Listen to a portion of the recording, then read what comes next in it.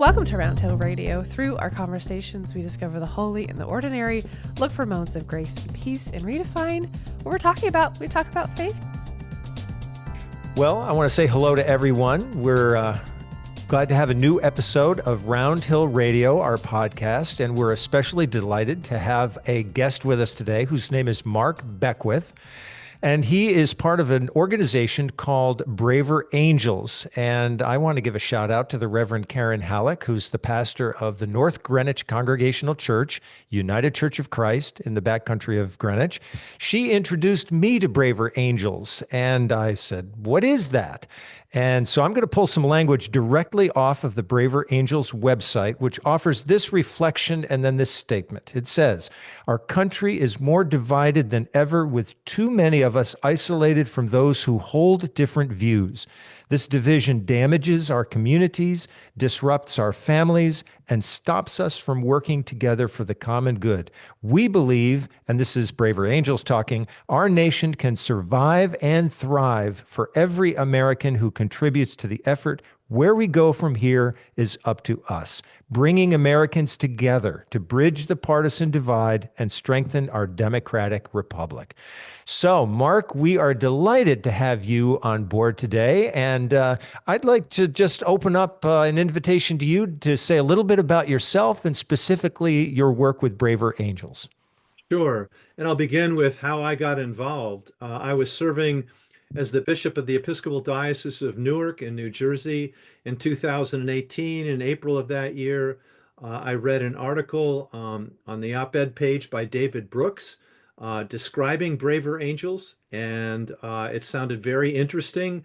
It sounded very much in line with the work that I had been doing and what I was going to be doing in retirement. I called the founder and president, David Blankenhorn, and got involved, and that was 6 years ago. 7 years ago, and I've been involved ever since. And as an Episcopalian, our tradition was created in tension 500 years ago between the tension between Catholicism and Protestantism. Mm-hmm. We bridged that tension. We walked into that tension. And if you ask an Episcopalian, are you Protestant or Catholic? We can glibly answer yes, we both. So we were created in tension. And I refer to Braver Angels as the secular version of the Anglican movement.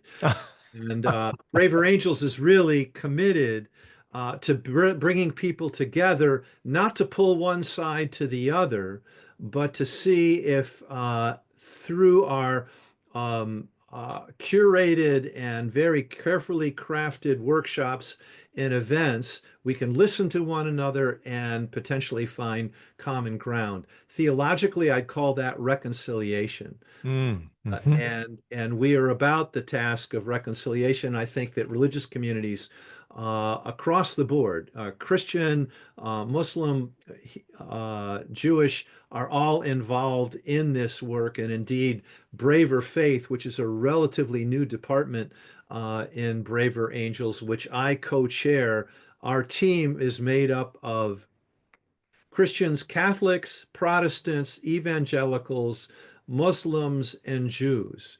And we are a cross section. We're equally red and blue with Braver Angels at the leadership level. There always needs to be a red and blue person to provide that balance. And again, inviting us to enter into that tension. So it has become a big part of my work, this area of reconciliation. If I may introduce an image that I can create with my arms. It's an Italian word, mandorla, M-A-N-D-O-R-L-A. It's the Italian word for almond, which is the shape that's created when two circles intersect. Think Venn diagram from 6th grade math. Sure, yep. And there's a lot of medieval art that depicts the mandorla, not the halo, but the mandorla. And initially, it was the intersection between heaven and earth. I think now, in this time, in this place, the mandorla, the intersection of two circles, is between red and blue. Mm. The mandorla space, that intersection space, is a place of risk. It's a place of transformation. It's a place where we can learn from one another. And I believe firmly that the prophetic need today is to call people into that mandorla space. And Braver Angels is doing that along with a lot of other entities around the country that are engaged in bridge work. I Hmm. was recently at the One America Summit. One America was created around the same time as Braver Angels after the 2016 election, working with religious communities to see how we can be in relationship with one another and use the resources and tools of our respective traditions to bring about reconciliation and healing.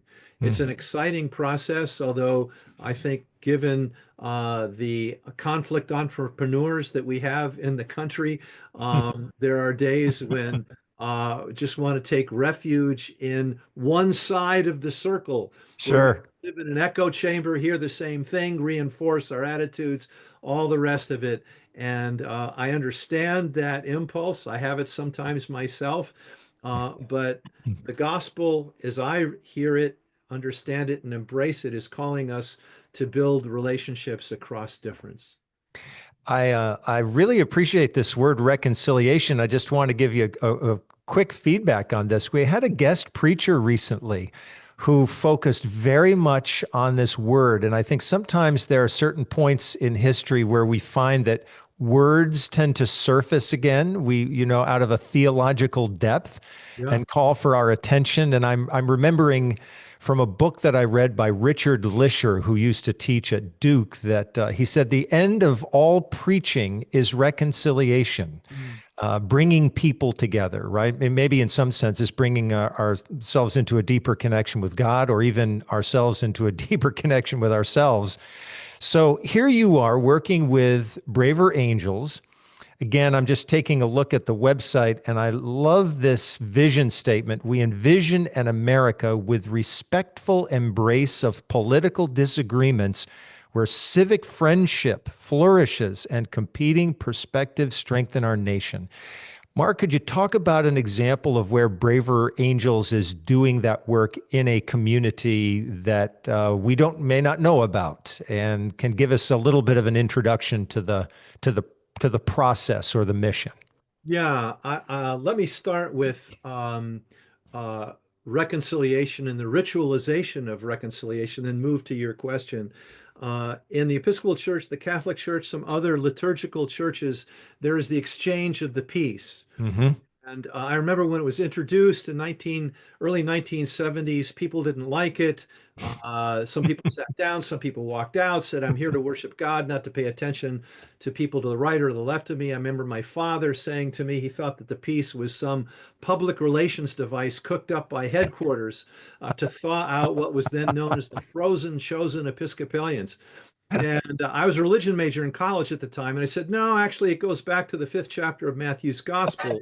Jesus said, if you have a gift and you're bringing it to the altar, and remember that you have something against your brother or sister, put your gift down and be reconciled to your brother or sister.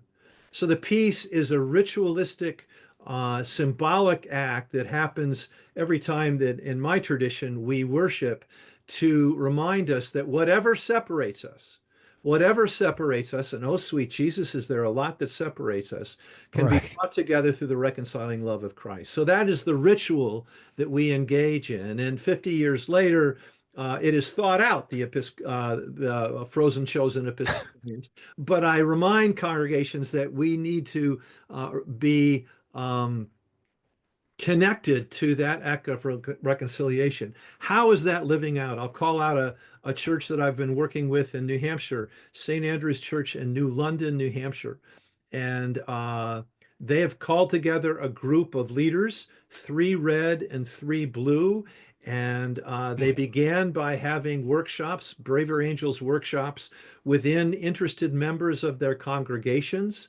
And there are 7, 8 different workshops to choose from. They did several of them, and then what they did is they opened those gatherings to people in the community. which Mm. included town officials and others around the community. And now they're working in the high school. And Oh. I've challenged them and challenging other congregations to imagine themselves as the centers of reconciliation for their community. Mm.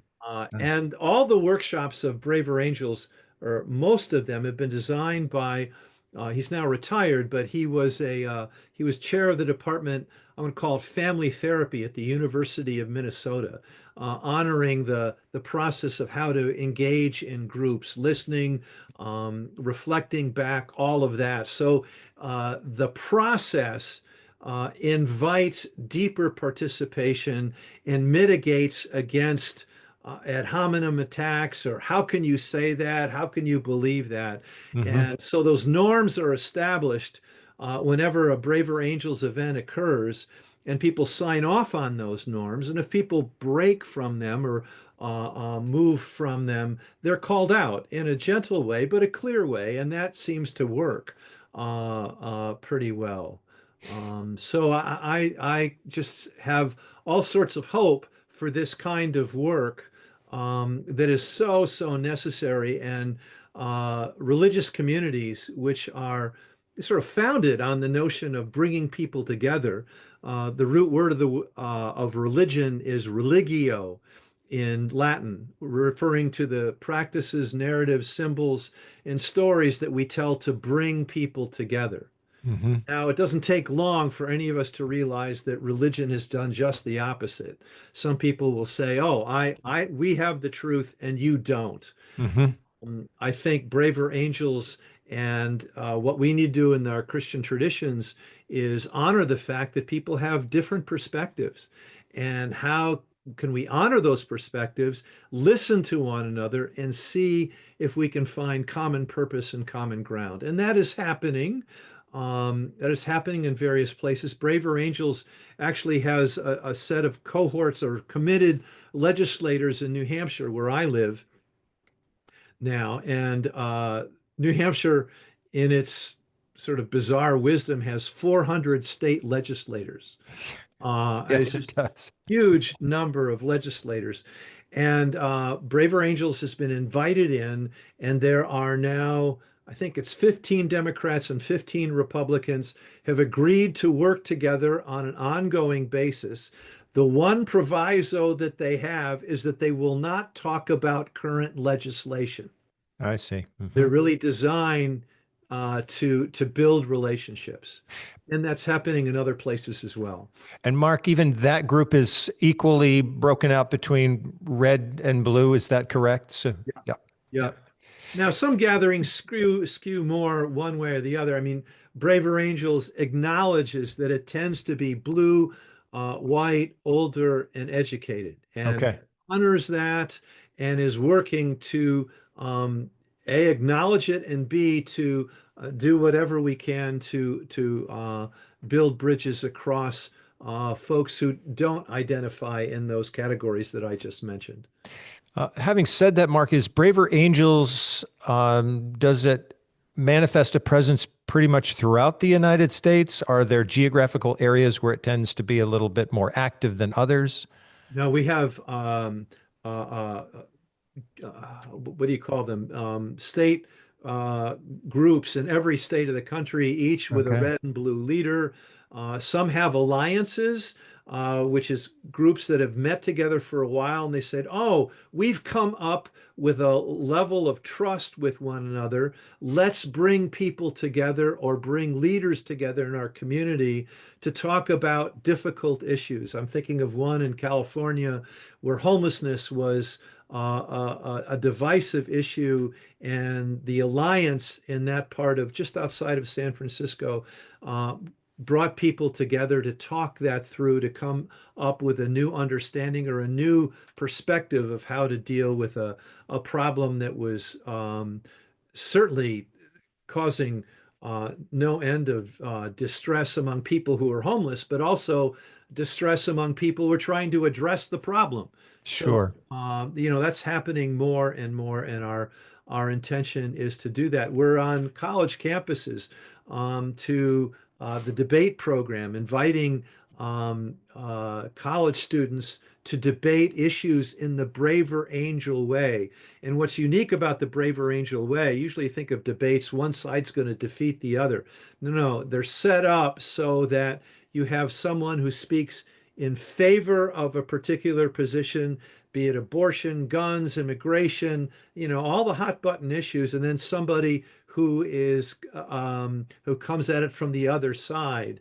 And Hmm. all questions or comments are directed to the chair, which mitigates against any kind of misunderstanding or attacks or belittling one person or another. And through that, I was on one a couple years ago. I do a lot of work in gun violence prevention, and I was listening to people who are on the gun rights side. And as the conversation continued, one person speaking in favor of gun restrictions, one person opposed to gun restrictions, I came to the understanding, oh, there is a deep commitment to a particular position that is different from mine, but it came from a very deep place. And it made it easier for me to relate to people who have a different perspective on it than I do. What happens with the wisdom that you glean from these conversations and meetings? Because I'm imagining that maybe some sparks of insight are taking place when you have these conversations from both directions. Maybe at the conclusion of the conversation, people are saying what you've just said. I heard a very interesting angle on this I've never even considered before. What do I do with that? So, what's the follow up to the conversation? Yeah, well, and to assess what people's interest is, I don't know if this is a direct answer to your question, but what we have devised in the past year is a program called Depolarizing Ourselves for Religious Communities. Hmm. And they're framed for Catholic, Protestant, Jewish, and soon to be released Muslim communities. Somebody in the particular congregation can be trained online to lead these conversations. And it's designed for each of us to recognize where our own perspectives, if not prejudices, come from. Hmm. So I Hmm. think that's very important. We're very quick to identify the prejudices or the failings of somebody else's position, but we're Right. not as good at looking at our own. Where does that come from? Where does that come from? Where did it start? How can we deal with it? How can we acknowledge that? So I think that's important. And let me just refer to our name, Braver Angels. Initially, we were called Better Angels, referring to Lincoln's first inaugural address when he was appealing to the better angels of our nature. Well, there's Hmm. another nonprofit that had the term Better Angels. And instead of going to court and going through all the process of who has the right name, we decided to rename ourselves Braver Angels because the polarization had become more toxic and we need to be braver. Right. And so, and what's wonderful, I think, about Braver Angels is that people who identify as red, people who identify as blue, look to Abraham Lincoln as a North Star of ethical and humanistic engagement with one another, and that has served us well.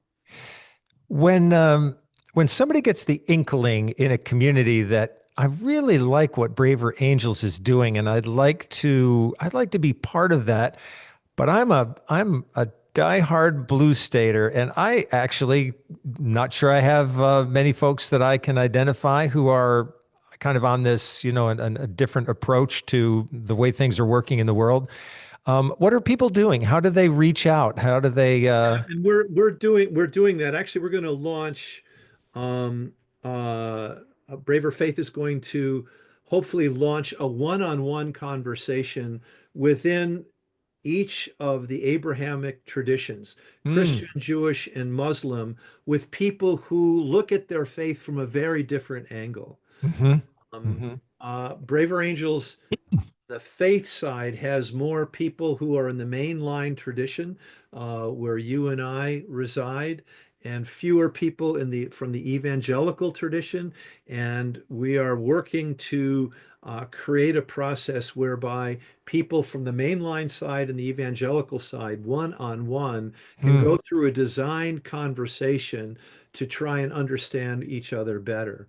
So Wow. we're working at that. There's a congregation, an Episcopal church in Minnesota, St. Matthew's and St. Paul, and one members of um, St. Matthew's in St. Paul. One member of the church grew up in rural Minnesota and still has relationships there. Hmm. What the St. Matthew's people have done is develop relationship with a constellation of Lutheran congregations, which really make up one parish. Okay. Uh, the the St. Paul people have been up to northern Minnesota, and the northern Minnesota people have been down to St. Paul. Ongoing conversations, looking at their faith, at their life from different perspectives, and there's a desire to keep these conversations going. Wow. How do you measure this? I think there are some uh, uh, um, uh, indicators out there, some ways of measuring this, but a lot of it is just on transformation, internal transformation, or almost you could call it conversion, that Mm. people's faith, people's horizons are expanded.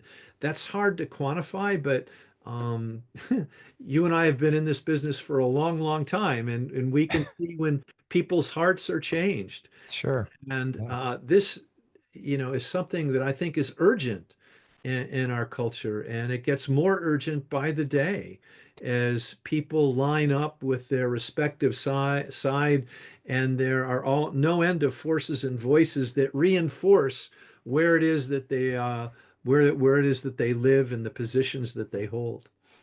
Is Braver Angels also occasionally creating public forums where a red state politician and a blue state politician can enter into conversation publicly together in response to Yeah. audience questions? That sort of thing, is that also taking place? That has happened, yeah, as I mentioned in New Hampshire.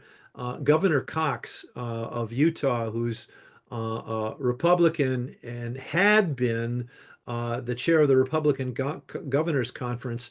And I can't remember who he paired with, who was a Democratic governor, sort of following Braver Angels methodology and having these conversations together.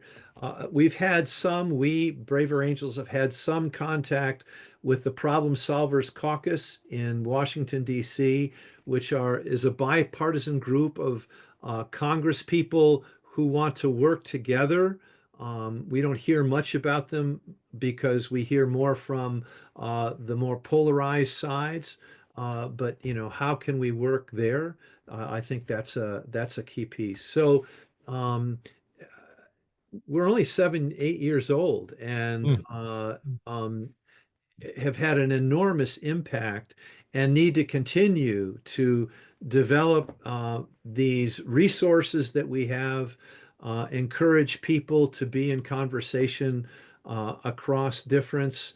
Um, we develop them as fast as we can, but at the same time, they need to be vetted and they need to be, carefully curated so that um, it doesn't it doesn't run the risk of becoming either polemical or partisan or anything like that. Sure. Mark, maybe a final question. So if people listening to the podcast, they think I'd like to create an opportunity to come into conversation with people like this, or I wish my congregation would be involved.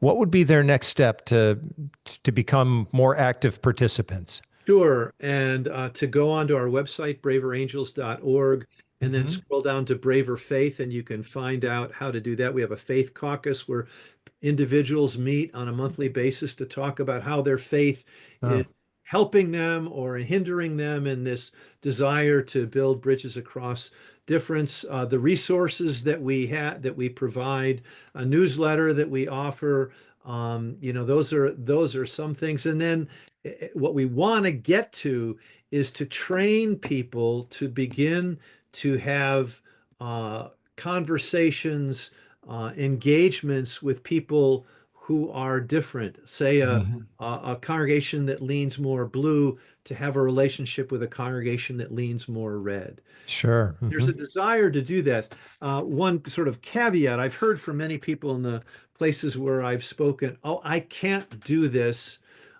because it will be betraying my values. Mm. Response to that, it's taken me a long time to come up with it. Jesus ate with anybody who offered to sit down with him, and he brought a tax collector into his inner circle. So he was always building relationships across difference, Sure. Yeah. honoring that. And I think that's something that we're called to do. And as I engage in this work, my perspective and my positions have deepened.